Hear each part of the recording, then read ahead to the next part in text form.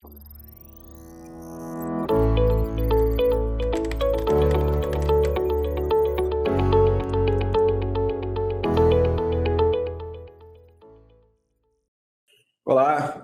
bom dia, sejam bem-vindos ao Multicast número 32. Meu nome é Adriano Leite, eu sou responsável pela área comercial. Hoje é dia 5 de maio de 2022, são 11 horas e 10 minutos. Estou aqui, como de costume, com o Cássio Bruno e o Luiz Paulo Aranha, que são os gestores da Multi. Vamos começar falando do cenário internacional. Vou chamar o Cássio aqui para a gente contextualizar, né? O mês passado a gente está vendo a continuidade de um filme, né? Que a gente já vem aí chamando bastante a atenção já há vários episódios, e a gente viu uma aversão a risco muito grande, né? Lá fora e aqui no Brasil. A gente viu uma continuidade desse movimento e o temor com relação à inflação, o quanto que vai ser necessário subir os juros, a guerra na Ucrânia e na Rússia, né? Que parece que está longe aí de ter um desdobramento final, né? Enfim, um cessar-fogo. E aí você teve um tempero aí nesse caldeirão, que foi a forma que a China combateu a volta do Covid, com aquele lockdown extremamente forte, né? Como é que você pode falar que foi o mês e como é que está sendo esse filme e a sua projeção desse filme no contexto global? Então, trazendo um pouco o mês passado, acho que você descreveu bem a história no filme. Acho que mês passado é o mês em que, principalmente, o Fed reconhece a necessidade de trazer para o curto prazo esse ajuste. Então, na última reunião do Fed, já se falou, obviamente, em alta de juros, 25 vezes, questão de restrição de liquidez, né, reduzir liquidez / vender os títulos, que é algo que na última vez foi muito diferente. Então ele começou a vender título, não deixou vender, não deixou só vencer. E aí para esse mês o Fed muda o tom, né? Então parecia ser algo em que o Fed acreditava mais na temporalidade da inflação. Era algo que a gente não acreditava, a gente falou aqui várias vezes. E ele passou a falar que se precisa acelerar os juros, né? Então, já aqui em Hindsight, já estamos 5 de abril, embora a gente tenha falado no mês passado, 5 de maio, já teve mais uma reunião do Fed. Ontem ele realmente acelerou para 50 bases e está reduzindo liquidez numa velocidade rápida e trazendo mais para o curto prazo esse ajuste. A gente acha que no longo prazo o Fed fazer o que a gente chama de front load, fazer esse ajuste mais no curto prazo é o que melhor pode acontecer para a economia. Então, ele ficar fazendo devagar é ruim. Agora, em contrapartida, os mercados sofrem mais no curto prazo, o ajuste é todo no curto prazo, para depois as coisas no prazo mais longo serem melhores. Então, um pouco de cenário internacional na nossa cabeça é essa. A inflação, ela tem um issue que está bastante na nossa cabeça, assim, que é a questão de China. Então, mês passado, além dessa questão do Fed, teve a questão do lockdown na China. Então, o Brasil underperforma bastante por conta desse medo. O Brasil é uma economia visto sobre a ótica do estrangeiro, e mesmo pela nossa ótica, muito ligada à commodity global. Então, a China, tendo lockdown mais severo por conta do Covid, colocou uma nuvem em algo que vinha sendo muito forte. A gente acha que o Covid, ele com o tempo deveria acalmar, mas foram esses dois pontos que foram importantes. E aí, olhando para frente, a dúvida que a gente fica aqui sobre a questão inflacionária é se esse lockdown na China ele traz mais supply issues, né? Então, a questão da oferta de produtos acabados, ela fica mais problemática do que antes, e aí você tem mais inflação, e aí o ciclo de juros tem que acelerar ou não. Então, esse é o que a gente está hoje pensando, como que a questão de produção na China foi e como isso vai impactar estoques globais de produtos acabados, e aí como isso impacta a inflação. Então, ainda parece cedo para saber.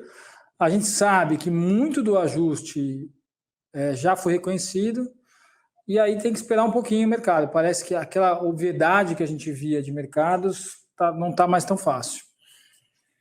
Tá, joia. O Aranha agora trazendo para o Brasil, né? Então a gente vem esse nível de incerteza absurdo, vários temas, né? E o mercado processando isso com o tempo, né? Mas enfim, número de incerteza aí muito grande.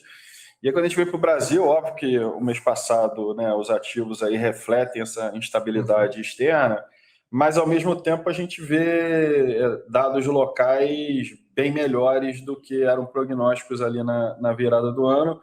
E parte disso já começando a refletir aí nos balanços, principalmente quando a gente vê resultados mais na ponta, assim, pegando de fevereiro, março, entrando já nesse trimestre, né? Como é que você pode falar um pouco desse caldeirão aí o global? Aqui, obviamente, a gente tem um cenário de inflação, ontem teve Copom, né, sinalizando que deve ter mais um aumento de juros. Como é que balanceia essa Pois é, toda? como a gente vem falando, né, o Brasil ficou muito na frente do ciclo. Então, a gente teve uma surpresa muito positiva quando a gente vê a atividade. Após o mês de março, né, principalmente depois do Carnaval, a reabertura da economia contribuiu muito para o aquecimento da atividade.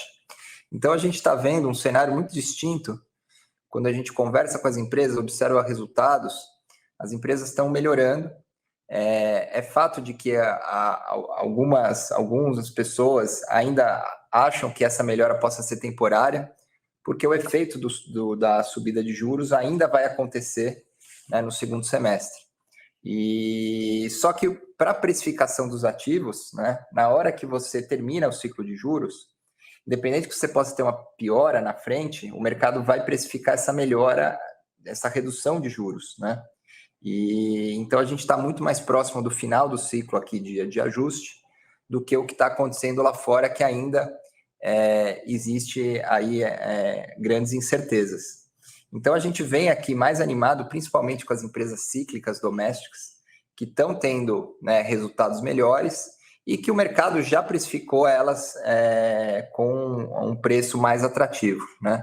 Esse foi um mês mais difícil, porque apesar da performance toda de Brasil, né, quando você teve aí a questão na China, os fluxos viraram e isso pesou um pouco, mas a gente não vê isso como uma mudança estrutural, a gente vê isso como uma realização de mercado e que o Brasil está performando bem, está bem posicionado em toda essa questão geopolítica e que a gente vai ser o primeiro país a parar de subir juros.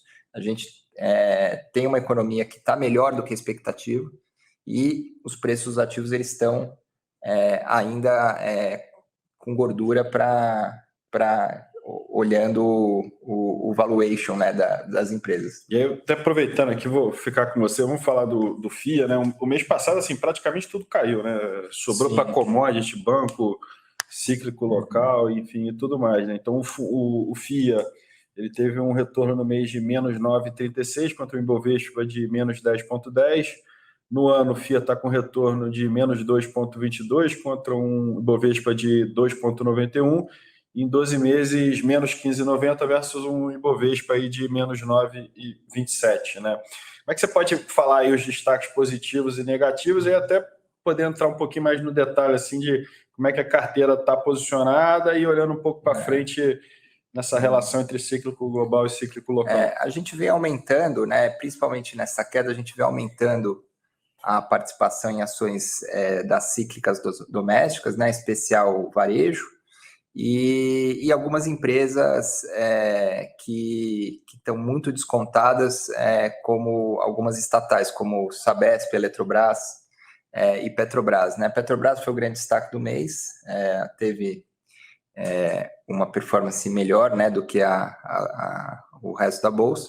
E tem duas posições micro que voltaram bastante esse mês, que prejudicaram, que foi a BRF, por conta de um resultado trimestral muito ruim, e Americanas por conta, né, de todo o sell-off em empresas aí de crescimento e que a gente considera que a empresa não tem mais crescimento embutido no preço, por isso da assimetria que a gente vê.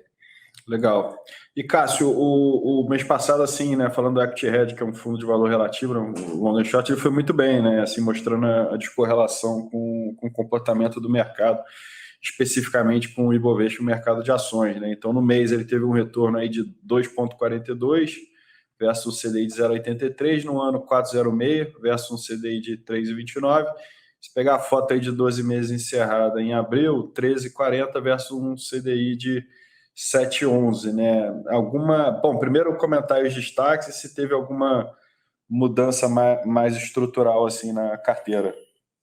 Bom, vamos lá. Acho que o maior destaque mês passado é essa questão internacional, né, de como a gente operou. A gente tinha uma posição bastante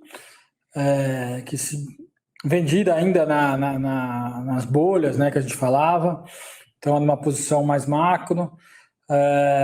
Nesse caso, bastante macro. A gente tinha uma posição de S&P vendido num ETF que tem várias empresas que não geram lucro. Foi um resultado muito bom. A gente operou muito bem isso ao longo do ano. Primeiro a gente teve Brasil contra esse ETF, depois a gente migrou para S&P contra esse ETF.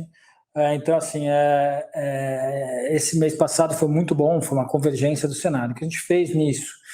A gente mudou nesse posicionamento a visão.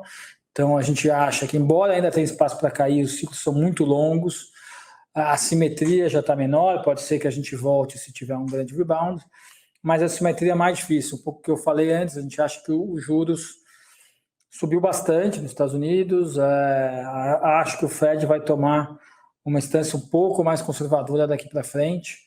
Não vai ter a put do Fed como tinha antes, que qualquer coisa ele parava o ciclo, mas ele vai fazer um ciclo entendendo, front-load, como eu falei antes, mas talvez não seja tão front-load quanto o mercado estava esperando. Então, a gente fica um pouquinho mais sidelines nesse risco. Aí, dentro do que o Aranha falou, a gente voltou a montar uma posição no fundo de Brasil contra os Estados Unidos, o Brasil mais na frente do ciclo, os commodities ainda bem, é uma posição ainda que a gente está construindo. Então, do ponto de vista mais macro, isso. Setorialmente, ainda continua com a posição de petróleo, então, assim como o Aranha falou, a gente gosta de Petrobras, gosta de 3R, são posições que foram bastante bem mês passado. Outro destaque positivo foi a nossa posição em varejo, que a gente tinha comprado em empresas principalmente de dois tipos de empresas, né? As empresas mais defensivas, que é Açaí, que é uma empresa de alimentos, né, que vende comida, então ela se beneficia, e aí comida barata, né? Então Açaí tem várias vantagens, e a gente está comprando em vestuário, que a gente acho que já falou sobre essa tese antes, que a gente acha que tem demanda reprimida. E aí na outra ponta, outras empresas de varejo em que a gente viu mais antecipação de demanda no mercado. Então, essas são as principais posições, os principais resultados do fundo, positivos, e a parte negativa, uma posição em proteínas, que acho que é BRF, todo mundo sabe, que não performou bem, questão do resultado. A gente está na posição, principalmente por uma questão de troca de gestão. Em geral, quando se troca gestão, aqueles esqueletos da gestão anterior costumam aparecer e o resultado de BRF não foi diferente. Então, a gente espera que daqui para frente, talvez ainda tenham mais coisas, mas que daqui para frente a empresa tem espaço para melhorar essa é a nossa cabeça, bem simplificado. Legal, agora vamos para o long bias, né? Que ele pega toda essa carteira aí do ActRed e tem ainda uma inteligência de como fazer direcional, do quanto em qual mercado, se é índice, se é ações, se é aqui no Brasil, é internacional, ainda a possibilidade de ficar tanto comprado quanto vendido, né? O fundo, assim, ele passou ao longo do mês aí com a exposição comprada baixa, né? Lembrando aí os ouvintes que o ponto neutro é mais 50%, ou seja, 50% comprado. A gente está abaixo disso, a gente está com um tom mais reticente, mais cauteloso. A gente ficou entre 30% e 35%, 40% comprado. E no finalzinho do mês ali, a gente acabou aumentando um pouco essa exposição. Como é que você pode comentar um pouco aí o porquê de ter ficado baixo, né? É óbvio que foi bom ter ficado, né? Pelo que a gente descreveu aí dos mercados. E por que ter aumentado na virada do mês? E como que você aumentou, né? Tá, então, desse fundo especificamente, além das posições que a gente tem do FIA na carteira long, a gente tem algumas posições internacionais e as posições do long short, a gente tem algumas coisas que a gente faz a mais no fundo, né? Então, no final do mês anterior, não do mês passado, do mês anterior, ao mês passado, a gente comprou alguns put spreads de Nasdaq. A gente entendia que o mercado estava exageradamente comportado, dado o cenário que a gente via e a possibilidade de acontecer o que aconteceu. Então, da inflação continuar alta e o Fed ter que acelerar o seu discurso, né? Então, trazer mais para front-load.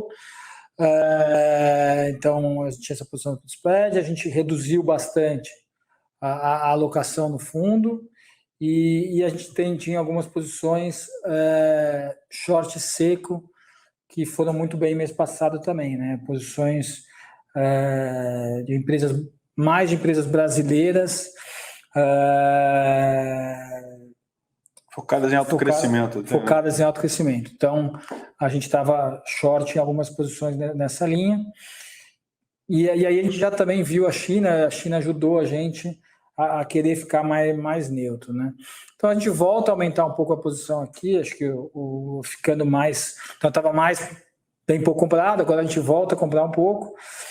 A nossa visão enfim, a bolsa volta aos 100.000 pontos, papéis baratos, commodity ainda andando. A gente vê mais para frente uma solução em China.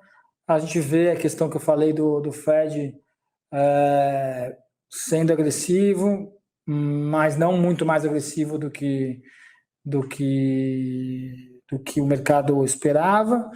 Então, assim, a simetria de estar muito underweight reduziu, então a gente resolveu reduzir a posição, ficar mais para o neutro. Tá joia. Só lembrando aqui que eu não comentei do resultado do Long Bias, ele fechou o mês com menos 1,90 contra um Ibovespa aí de menos 10,10.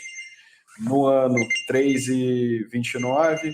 Perdão, 3,68 versus um Ibovespa de 2,91. Em 12 meses, 5,90 versus um Ibovespa aí de menos 9,27. A gente vai encerrando aqui o Multicast. Vou agradecer o Cássio Aranha pela participação e agradecer aos ouvintes aí que tiveram a oportunidade de ouvir. Obrigado e bons investimentos a todos.